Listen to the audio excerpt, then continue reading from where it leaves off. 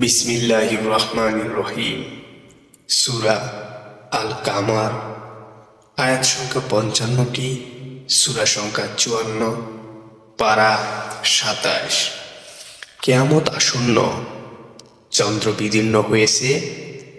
তারা যদি কোনো নিদর্শন দেখে তবে মুখ ফিরিয়ে নেয় এবং বলে, এটা তো চিরাগত জাদু।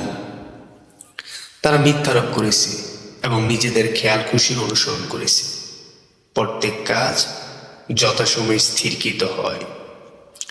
তাদের কাছে এমন সংবাদ এসে গেছে যাতে সাবধানবাণী রয়েছে, এটা পরিপূর্ণ জ্ঞান। তবে সতর্ককারীগণ তাদের কোনো উপকারে আসে না। অতএব আপনি তাদের থেকে মুখ ফিরিয়ে নিন।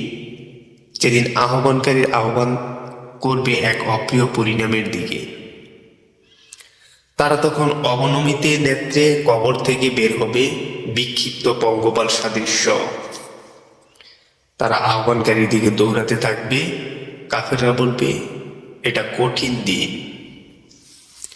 তাদের পূর্বে নূহ সম্প্রদায়ও মিথ্যারোপ করেছিল। তারা মিথ্যারোপ করেছিল আমার বান্দা নূহের প্রতি এবং বলেছিল, এ তো উন্মাদ। তারা তাকে হুমকি প্রদর্শন করেছিল।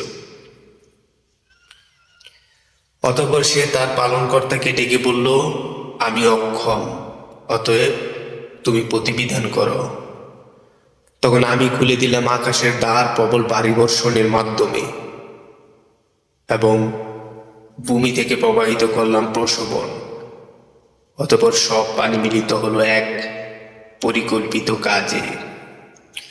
আমি নূহকে আরোহণ করালাম এক কাষ্ঠ ও প্যারেক নির্মিত জলযানে, যা চলতো আমার দৃষ্টির সামনে। এটা তার পক্ষ থেকে প্রতিশোধ ছিল, যাকে প্রত্যাখ্যান করা হয়েছিল। আমি একে এক নিদর্শন রূপে রেখে দিয়েছি। অতএব কোনো চিন্তাশীল আছে কি? কেমন কঠোর ছিল আমার শাস্তি ও সতর্ক বাণী। আমি কোরআনকে সহজ করে দিয়েছি বোঝার জন্য। অতএব কোনো চিন্তাশীল আছে কি? আদ সম্প্রদায় মিথ্যারোপ করেছিল। অতঃপর কেমন কঠোর হয়েছিল আমার শাস্তি ও সতর্কবাণী।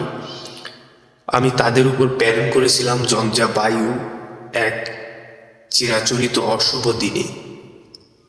তা মানুষকে উৎখাত করেছিল যেন তারা উৎপাটিত খর্জুন বৃক্ষের কাণ্ড। অতঃপর কেমন কঠোর ছিল আমার শাস্তি ও সতর্কবাণী। আমি কোরআনকে বোঝার জন্য সহজ করে দিয়েছি। অতএব কোনো চিন্তাশীল আছে কি? সামুদ সম্প্রদায় সতর্ককারীদের প্রতি মিথ্যারোপ করেছিল। তারা বলেছিল, আমরা কি আমাদের মতনই একজনের অনুসরণ করব? তবে তো আমরা বিপদগামী ও বিকারগ্রস্ত রূপে গণ্য হব। আমাদের মধ্যে কি তারই প্রতি উপদেশ নাজিল হয়েছে? বরং সে একজন মিথ্যাবাদী, দাম্ভিক। এখন আগামীকালই তারা জানতে পারবে কে মিথ্যাবাদী, দাম্ভিক। আমি তাদের পরীক্ষার জন্য এক উষ্টি প্রেরণ করব। অতএব তাদের প্রতি লক্ষ্য রাখো এবং সবর করো এবং তাদেরকে জানিয়ে দাও যে তাদের মধ্যে পানির পালা নির্ধারিত হয়েছে এবং পালাক্রমে উপস্থিত হতে হবে।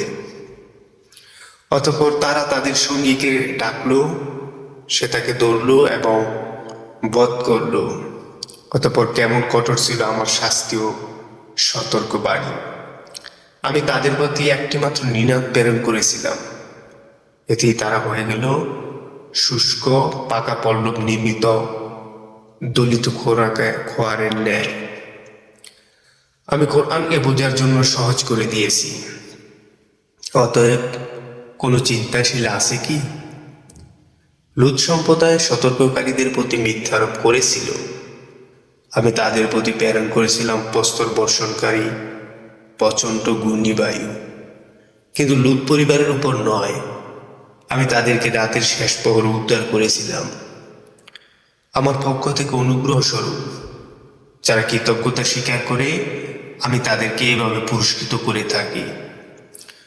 লূত তাদেরকে আমার প্রচণ্ড পাকড়াও সম্পর্কে সতর্ক করেছিল। অতঃপর তারা সতর্কবাণী সম্পর্কে বাগবিতণ্ডা করেছিল। তারা লূতের কাছে তাদের মেহমানদের দাবি করেছিল। তখন আমি তাদের চক্ষু লোপ করে দিলাম। অতএব আস্বাদন করো আমার শাস্তি ও সতর্ক বাণী।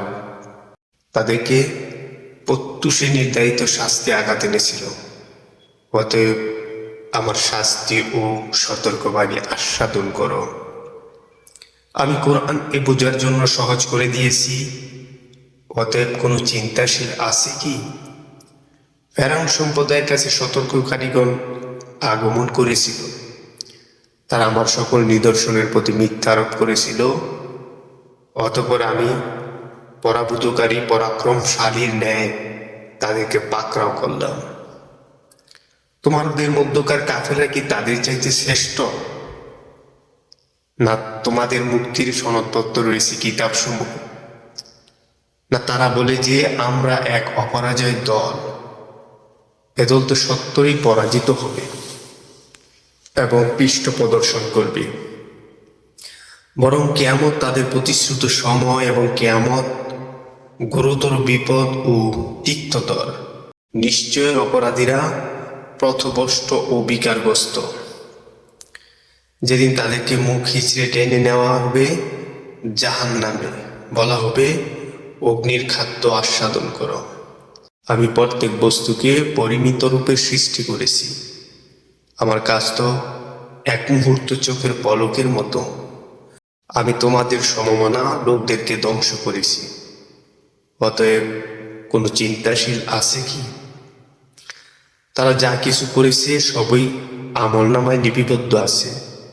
ছোট ও বড় সবই লিপিবদ্ধ। খোদাবীররা থাকবে জান্নাতে ও নির্জরণীতে, যোগ্য আসনে, সর্বাধিপতি সম্রাটের সান্নিধ্যে।